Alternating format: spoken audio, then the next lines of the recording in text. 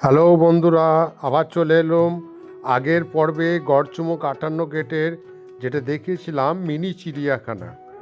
এবং সেখানে সেই ভিডিওতে পারলে দেখে নেবেন কিভাবে আসতে হবে, কোথায় ট্রেন ধরতে হবে, কিভাবে যেতে হবে, ডিটেলস আগের ভিডিওতে দেয়া আছে। এবং আগের পর্বে আমি দেখিয়েছিলাম যে 58 গেট থেকে প্রথমে যে রুট সেটা হচ্ছে মিনি চিড়িয়াখানা।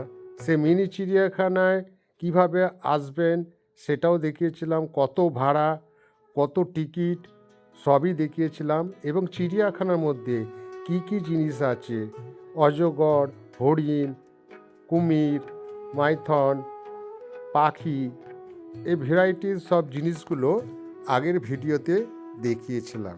পারলে সে ভিডিওটা অবশ্যই দেখে নেবেন।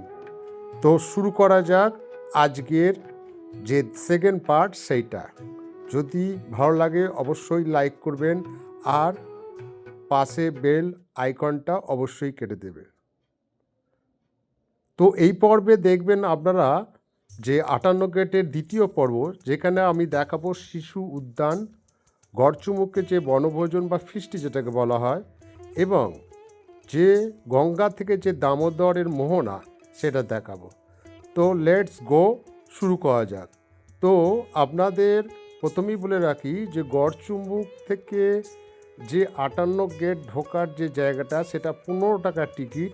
এবং 15 টাকার টিকিটে আপনারা প্রথমে চিড়িয়াখানা দেখতে পারবেন, কিন্তু চিড়িয়াখানার ভাড়া বা টিকিট আলাদা, সেখানে 25 টাকা নেয়। কিন্তু 15 টাকার টিকিটে আপনারা শিশু উদ্যানটা দেখতে পারবেন।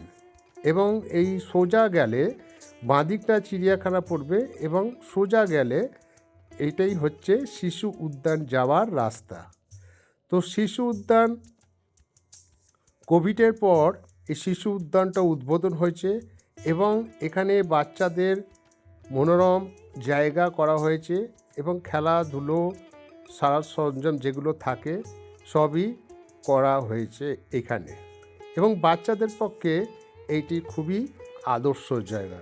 শুধু তাই নয়, এখানকার ঢুকতে গেলে আপনারা বাড়ি থেকে খাবার নিয়ে এসে এখানে খেয়ে দিয়ে থাকতে পারেন। এখানে জলেরও ব্যবস্থা আছে। তো এই শিশু উদ্যানের আশেপাশে প্রাকৃতিক দৃশ্য এবং দামোদর নদীর গা দিয়ে বয়ে যাওয়া এই শিশু উদ্যান খুবই মনোরম। এখানে যেমন বোর্ডিং সিস্টেম করা আছে এবং পাশাপাশি খেলাধুলোর যে সরঞ্জাম যেগুলো আছে সেইগুলো দিয়েই বাচ্চাদের খুব ভালো লাগবে। এখানে বোর্ডিংয়ে হচ্ছে 30 টাকা করে পার জন এবং 15 মিনিট সেই বোর্ডিং করতে পারবেন আপনারা। তো বাচ্চাদের ক্ষেত্রে এটা খুবই আরামদায়ক এবং আনন্দদায়ক জিনিস। তো দেখতে পাচ্ছেন এখানে বোর্ডিংয়ের এই কাউন্টার, এখান থেকে টিকিট কেটে আপনারা বোর্ডিং করতে পারবেন। এছাড়া বড়রাও এখানে বোর্ডিং করতে পারবেন। এই বোর্ডিং করার পর আপনারা চলে আসতে পারেন ঠিক দামোদরের গায়ে আরেকটি খাল বেয়ে গেছে তার পাশে। এই সেই দামোদর, যে দামোদর বর্ষাকালে খুবই উত্তাল হয়ে যায়। এবং একটি কথাও আছে যে ঈশ্বরচন্দ্র বিদ্যাসাগর তার মায়ের চিকিৎসার জন্যে এই দামোদর নদী পার হয়েই সে মেদিনীপুরে গেছিল, মেদিনীপুর থেকে পার হয়ে সে ওষুধ আনতে এসেছিল। এই সেই দামোদর নদী। এবার শিশু উদ্যান থেকে বেরিয়ে আপনারা গড়চুমুকের যে শিশু উদ্যান থেকে বেরিয়ে গড়চুমুকের যে মেন গেট সেখান থেকে বেরিয়ে ঠিক রাস্তার ওপারেই আপনারা যেতে পারেন এবং সেইখান থেকে আপনারা বনভোজনের বা ফিস্টি যেটাকে বলা হয় সেটা করতে পারেন। তো এইখানে ফিস্টি করার মনোরম জায়গা একদম দামোদর নদীর গায়ে। এখানে ফিস্টি করার জন্যে অবশ্যই কিছু চার্জ নেয়, তবে সেটা খুবই সামান্য, পরিষ্কার করা এবং বাদবাকি যেগুলো আছে করা। তবে এখানে একটি বাংলো আছে, তার একটা ট্রাস্ট আছে, সে তাদের ফোন নম্বর করে যোগাযোগ করে এখানে ডেকোরেশনের ব্যবস্থা করেন। তো এই বনভোজনের যে জায়গা নানা রকম প্রাকৃতিক দৃশ্য এবং খাওয়া দাওয়া খুব ভালো লাগবে। যেমন এখানে গাড়ি নিয়ে আসতে পারেন, 2 চাকা এবং 4 চাকাও এর মধ্যে আসে, এবং বাস, প্রচুর বাসও এখানে এই ফিস্টিতে আসে। আর এইটাই হচ্ছে গড়চুমুক ইকো ট্যুরিজম সেন্টার, যেটা আপনারা বাংলোতেও থাকতে পারেন। তবুও এখানে অনেকগুলি প্রাইভেট হোটেল আছে, সেখানেও আপনারা থাকতে পারেন। তবে এই আদর্শ জায়গাটা একদিনের বেশি 2 দিনই ভালো লাগবে। 2 দিন হলে টোটাল জায়গাটাকে ঘোরা যায়। তো দেখতে পাচ্ছেন ফিস্টি করছে এবং আনন্দ করছে।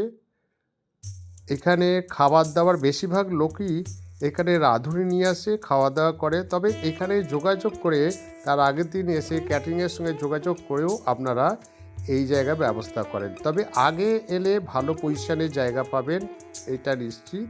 যে আগে আসবে সেই জায়গাটা ভালোভাবে কভার করা যাবে। এইভাবে এখানে বনভোজন হয় এবং এখানে প্রচুর লোক আসে। বিশেষ করে শীতকালে এখানে বনভোজন বা ফিস্টি করার জন্য প্রচুর লোক আসে এবং বাচ্চাদের বিশেষ করে খুবই ভালো লাগবে।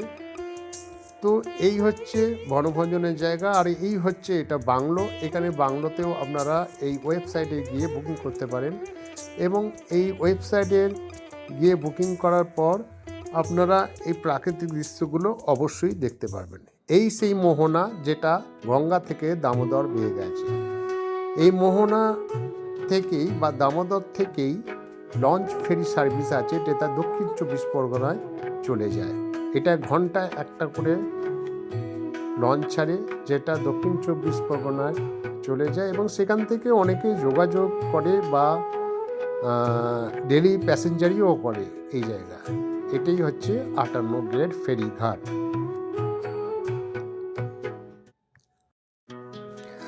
তবে এই জায়গাটা খুবই সুন্দর। মোহনার মধ্যে এই গঙ্গার ধারে বা দামোদর ধারে বসে খাওয়া দাওয়া করা খুবই ভালো লাগবে। তো এইখানেই ভিডিও শেষ করছি। আসতে পারেন, এই জায়গা খুবই ভালো লাগবে। আর ভিডিওটা যদি ভালো লাগে অবশ্যই যারা নতুন তারা সাবস্ক্রাইব করবেন। ধন্যবাদ।